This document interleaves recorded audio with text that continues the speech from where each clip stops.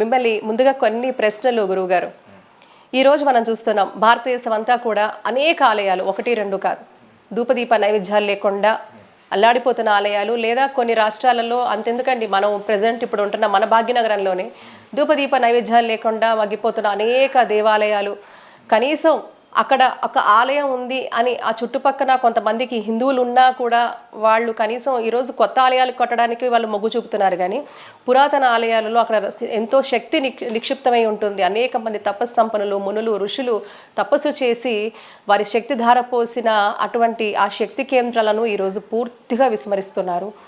And ఇంకేమన్నా ఒక అడుగు ముందుకేసి ఎందుకు చేస్తున్నాము, ఎందుకు అంటే ఒక కార్యాచరణ మనం ఏదైనా చేస్తే దాంట్లో ఏదైనా ఒక స్వార్థ బుద్ధితోనే మనం ముందుకెళ్తున్నాం తప్పించి, ఇది మన జాతి సంస్కృతి, ఇది మన ధర్మము, దీన్ని మనం కాపాడుకోవాలి అనే ఆలోచన లేకుండా ఈరోజు హైందవ జాతి ఎందుకు ఇంత అగమ్య గోచరంగా అల్లాడిపోతున్నారు? ఎందుకు వీళ్ళకి దిశానిర్దేశం లేకుండా పోతుంది? మీ మాటల్లో వీళ్ళ గురించి మీరు ఏం చెప్తారు? ఇటువంటి పరిస్థితుల్లో మనం హిందువులుగా ఏం చేయాలి? ఈ జాతి ధర్మం రక్షింపబడ్డానికి మనం చేయాల్సింది ఏమిటి గురుగారు? శృతిం స్మృతిం పురాణానాం ఆలయం కరుణాలయం నమామి భగవత్పాదం శంకరం లోకశంకరం. మీరు చాలా చక్కటి విషయాన్ని అడిగారు.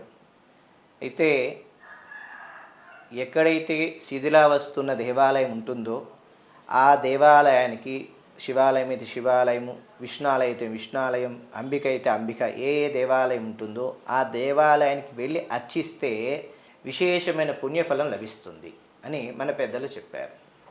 అయితే ఇటీవల కాలంలో ఏం చేస్తున్నారంటే, ఎవరికి వారికి ఆధిపత్యం అనే పోరు వలన ఆధిపత్యం కావాలి అని చెప్పని ఎవరు వారు దేవాలయాలు మరలా నూతనంగా నిర్మాణం చేస్తున్నారు.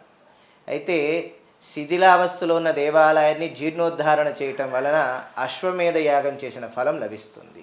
అలాగే వాజపేయము, పౌండరికము అనేకమైన యాగాలు చేసిన ఫలం లభిస్తుంది ఒక దేవాలయం జీర్ణోద్ధారణ చేస్తే.